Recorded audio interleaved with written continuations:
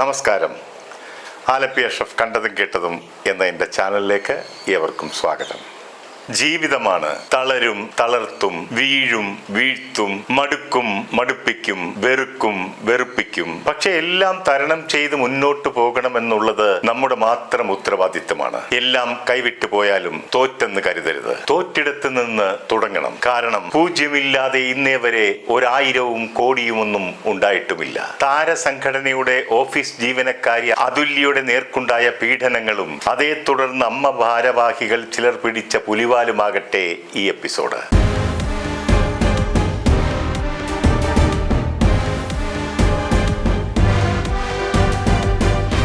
അമ്മ എന്ന താരസംഘടനയുടെ തലപ്പത്ത് മഹാനടന്മാർ ഉൾപ്പെടെയുള്ള താരങ്ങൾ ഇരുന്നപ്പോൾ അപ്പോൾ എല്ലാ അംഗങ്ങൾക്കും തുല്യനീതിയും സുരക്ഷിതത്വവും ലഭിക്കുമെന്ന് എല്ലാവരും കരുതിയിരുന്നു. എന്നാൽ അവരിൽ പലരും പലവിധ ആരോപണങ്ങളിലും സ്ത്രീപീഡന കേസുകളിലും പെട്ട് നെട്ടോട്ടം ഓടുന്ന കാഴ്ച നമ്മൾ കണ്ടതല്ലേ. ആ സാഹചര്യത്തിലാണല്ലോ താരസംഘടനയിൽ ഒരു തെരഞ്ഞെടുപ്പ് സംജാതമാകുന്നത്. ഈ തെരഞ്ഞെടുപ്പിൽ സ്ത്രീകൾ തലപ്പത്ത് വരട്ടെ, അവർ നയിക്കട്ടെ, ഭരിക്കട്ടെ എന്ന് ഘോരഘോരം പറഞ്ഞുകൊണ്ട് അന്നത്തെ സാംസ്കാരിക മന്ത്രി സജി ചെറിയാൻ ഉൾപ്പെടെ പല ധീര വനിതകളും രംഗത്ത് വന്നിരുന്നത് നമ്മൾ കണ്ടതല്ലേ. അസംബ്ലി ഇലക്ഷനേക്കാളും വീറോടെയും വാശിയോടെയുമായിരുന്നു എല്ലാവരും ഇലക്ഷനെ നേരിട്ടത്. അവിടെ തുടങ്ങി പരസ്പരം ചെളിവാരിയെറിയലും തൊഴുത്തിൽ കുത്തും. കൂടാതെ പോലീസ് കേസുകൾക്കും തുടക്കം കുറിച്ചു. ആദ്യം പരാതിയുമായി പോലീസ് സ്റ്റേഷനിലെത്തിയത് ഒരു സ്ഥാനാർത്ഥിയായ അനൂപ് ചന്ദ്രനെതിരെ മറ്റൊരു സ്ഥാനാർത്ഥിയായ അൻസിബ ഹസനായിരുന്നു. അൻസിബ നടൻ ബാബുരാജിന്റെ ശിൽബന്ധിയാണെന്നും അവരുടെ പ്രധാന ജോലി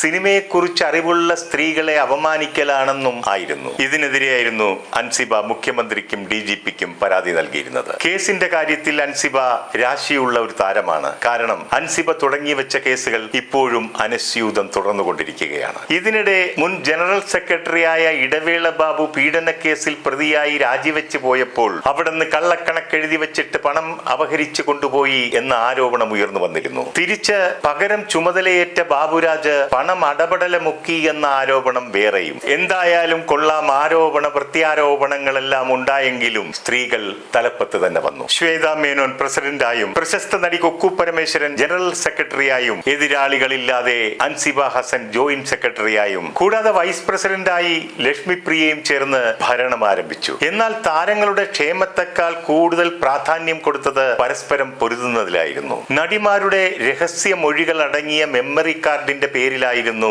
ആദ്യത്തെ പോരാരംഭിച്ചത്. അങ്ങനെ ഒരു മെമ്മറി കാർഡിന്റെ കാര്യം തന്റെ മെമ്മറിയിലേ ഇല്ലെന്നാണ് കുക്കു പരമേശ്വരൻ പറഞ്ഞത്. പിന്നീട് മൊഴിയുന്നു അത് ഇടവേള ബാബുവിന്റെ കയ്യിലാണെന്ന്. എന്നാൽ സത്യം ഇപ്പോൾ കണ്ടുപിടിക്കാമെന്ന് പറഞ്ഞ് ഒരു കമ്മീഷനെ അങ്ങ് നിയമിച്ചു. ഒടുക്കം കമ്മീഷന്റെ കണ്ടെത്തലാണ് ബഹുരസം. അതിപ്പോൾ ആ മെമ്മറി കാർഡ് ഇപ്പോൾ പരലോകത്തെത്തിയെന്നാണ് അവരുടെ കണ്ടെത്തൽ. അതായത് ലളിത ചേച്ചിയുടെ കയ്യിലായിരുന്നു രഹസ്യങ്ങൾ അടങ്ങിയ മെമ്മറി കാർഡ്. ലളിത ചേച്ചി അതുമായിട്ടാണ് അങ്ങ് പോയത്. രഹസ്യങ്ങൾ പറഞ്ഞ നടിമാർ പേടിക്കേണ്ട, മെമ്മറി കാർഡ് പരലോകത്തെത്തിയത് കൊണ്ട് കാര്യങ്ങൾ രഹസ്യമായി തന്നെ തുടരും. പിന്നീട് വൈസ് പ്രസിഡന്റ് ലക്ഷ്മി പ്രിയയും ജോയിന്റ് സെക്രട്ടറി അൻസിബ ഹസനും തമ്മിലായിരുന്നു പ്രശ്നങ്ങൾ പൊട്ടിപ്പുറപ്പെട്ടത്. അത് ലക്ഷ്മി പ്രിയയുടെ കുടുംബത്തെ ബാധിക്കുന്ന പ്രശ്നമായിരുന്നു. പിന്നീട് അത് തൃപ്പൂണിത്തറ പാലസ് വനിതാ പോലീസ് സ്റ്റേഷൻ വരെ എത്തി. ഒടുക്കം അൻസിബ ഹസൻ അവിടെ മാപ്പെഴുതി കൊടുത്ത് തടിയൂരി എന്നാണ് അറിയാൻ കഴിഞ്ഞത്. പിന്നീട് നമ്മൾ കേൾക്കുന്നത് എക്സിക്യൂട്ടീവ് അംഗമായ നീന കുറുപ്പും വൈസ് പ്രസിഡന്റായ ലക്ഷ്മി പ്രിയയും തമ്മിലുള്ള പ്രശ്നങ്ങളാണ്. അത് സ്ത്രീകൾ തമ്മിലുള്ള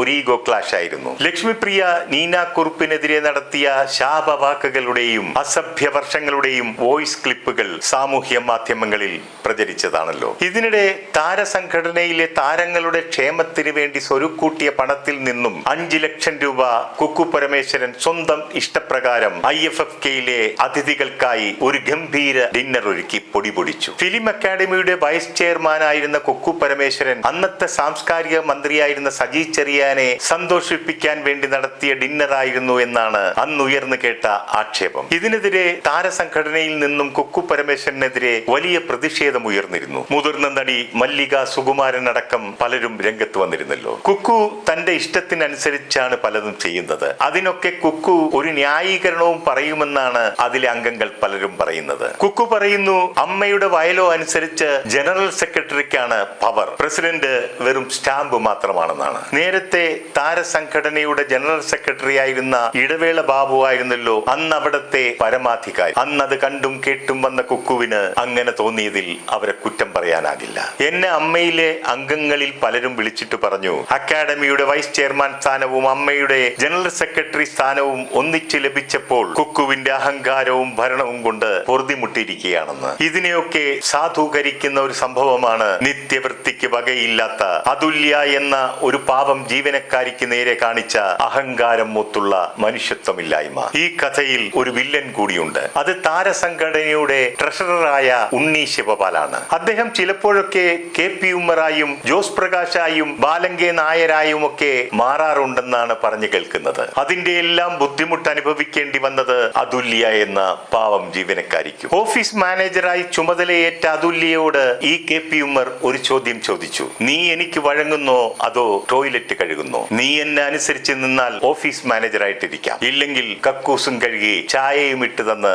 ഇവിടെ കഴിഞ്ഞുകൂടാ. എന്നാൽ ആത്മാഭിമാനമുള്ള അതുല്യ തിരഞ്ഞെടുത്തത് കക്കൂസ് കഴുകലും ചായ ഉണ്ടാക്കലും മറ്റുമായിരുന്നു. അവിടെയായിരുന്നു കുക്കു പരമേശ്വരന്റെ മാസ് എൻട്രി. സീരിയലിലെ അമ്മായിയമ്മയെ പോലെയായിരുന്നു അവരുടെ കടന്നുവരവ്. ഉണ്ണിയെ പിണക്കാൻ പാടില്ല, ഉണ്ണി പറയുന്നത് പോലെ എല്ലാം ചെയ്യണം. അയാൾ ഏകാന്തത അനുഭവിക്കുന്ന ആളാണ് എന്ന് പറഞ്ഞാൽ അയാൾ ഏകാന്ത കാമുകനാണെന്നർത്ഥം. ഈ സ്ത്രീക്ക് നാണമില്ലേ? തൊഴിലെടുത്ത് ജീവിതം നയിക്കുന്ന മാനവും മര്യാദയുമുള്ള പെൺകുട്ടികളോട് ഇത്തരം ചെറ്റ വർത്താനങ്ങൾ പറയാൻ. അമ്മയുടെ ജനറൽ സെക്രട്ടറി ആകുന്നവരുടെ ഒക്കെ പണി ഇത് തന്നെയാണോ എന്ന് സംശയിച്ചു പോവുകയാണ്. അതുല്യ പറയുന്നു, അവരെ കൊണ്ട് അടിമയെ പോലെ പണിയെടുപ്പിച്ചു. രാത്രി 10:30 വരെയൊക്കെ പലപ്പോഴും ജോലി ചെയ്യേണ്ടി വന്നിട്ടുണ്ട്. പല രാത്രികളിലും ഗസ്റ്റ് വന്നിട്ടുണ്ട്. അവർക്ക് ചായ കൊടുക്കണം, ഇപ്പോൾ വരണമെന്ന് പറഞ്ഞ് അസമയത്തൊക്കെ വിളിച്ചു വരുത്താറുണ്ടെന്ന്. ഇനി വീട്ടിൽ ചെന്ന് ഒന്ന് ഉറങ്ങാമെന്ന് വിചാരിച്ച് കിടന്നാലോ ഏകാന്ത കാമുകൻ വികാര പരവശനായി അയക്കുന്ന ചാറ്റുകൾ കൊണ്ടുള്ള ശല്യം വേറെയും. ഇതൊക്കെ സഹിച്ചാലും കുക്കു മാഡത്തിന്റെ ശാസനകളും വിരട്ടലുകളും സഹിക്കാവുന്നതിലും അപ്പുറം. കുക്കു പരമേശ്വരന്റെ ശാസനകൾ ഇപ്രകാരം: ഇവിടെ ഓഫീസ് ടൈം കഴിഞ്ഞു വരുന്നവരെ കുറിച്ച് ആരോടും പറയാൻ പാടില്ല. പ്രത്യേകിച്ച് പ്രസിഡന്റിനോട് ഒന്നുമേ പറയാൻ പാടില്ല. ഒന്നും ആരോടും പറയാനാകാതെ സങ്കടങ്ങളൊക്കെ ഉള്ളിലൊതുക്കി ആ ഓഫീസിലിരുന്ന് പലപ്പോഴും വിങ്ങി പൊട്ടി കരയാറുണ്ടെന്ന് അവർ പറയുന്നു. അമ്മയുടെ ഓഫീസിൽ വീണ അവളുടെ കണ്ണുനീരിന് ഉടൻ ഫലം കിട്ടി. അക്കാഡമി വൈസ് ചെയർമാൻ സ്ഥാനം എന്നേക്കുമായി നഷ്ടപ്പെട്ടു. കുക്കു അവർക്ക് നേരെ ഹരാസ്മെന്റ് മാത്രമായിരുന്നില്ല, കുക്കു ഒരു ടെർമിനേറ്ററായി അങ്ങ് മാറി. അവരെ ജോലിയിൽ നിന്നും എന്നേക്കുമായി പിരിച്ചുവിട്ടു. അങ്ങനെ ആ സാധു പെൺകുട്ടിയുടെ ജീവിതം വഴിമുട്ടിച്ച് കുക്കു സായുജ്യമടഞ്ഞു. അതുല്യ അമ്മയുടെ പ്രസിഡന്റിനും മറ്റു ഭാരവാഹികൾക്കും എക്സിക്യൂട്ടീവ് അംഗങ്ങൾക്കുമൊക്കെ അവർക്ക് നേരിടേണ്ടി വന്ന പീഡനത്തെക്കുറിച്ച് പരാതി നൽകിയിരുന്നു. അതിൽ അവർക്ക് നീതി ലഭിക്കില്ലെന്ന് തോന്നിയപ്പോൾ പോലീസിനെയും സമീപിച്ചു. അപ്പോഴേക്കും കാര്യങ്ങളെല്ലാം അടിമുടി മാറി മറിഞ്ഞു. അതുല്യയുടെ വിഷയം അമ്മയുടെ എക്സിക്യൂട്ടീവിൽ ചർച്ച ചെയ്യപ്പെട്ടു. അത് പരിഹരിക്കപ്പെട്ടു. സ്ത്രീകൾ തലപ്പത്ത് വന്ന ശേഷം അമ്മയിൽ ആദ്യമായി നല്ലൊരു തീരുമാനമുണ്ടായി. അതുല്യയെ ജോലിയിൽ നിന്നും പുറത്താക്കിയ നടപടി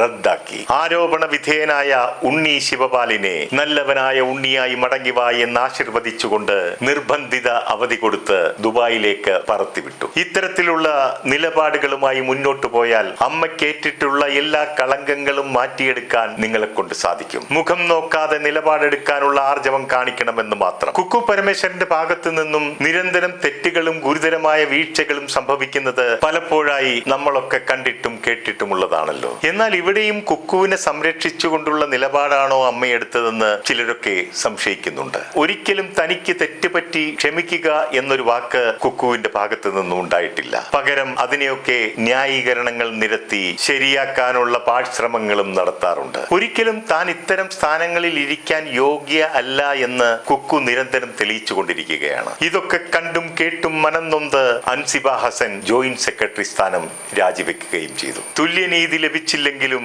അർത്ഥനീതിയെങ്കിലും ലഭിച്ചല്ലോ. എന്തായാലും അമ്മയിൽ നല്ല മാറ്റത്തിന് തുടക്കം കുറിച്ച പ്രസിഡന്റ് ശ്വേതാ മേനോനും വൈസ് പ്രസിഡന്റ് ലക്ഷ്മി പ്രിയയ്ക്കും ഒപ്പം നിന്ന മറ്റ് ഭാരവാഹികൾക്കും അഭിനന്ദനങ്ങൾ അർപ്പിച്ചുകൊണ്ട് നിർത്തുന്നു. നന്ദി, നമസ്കാരം.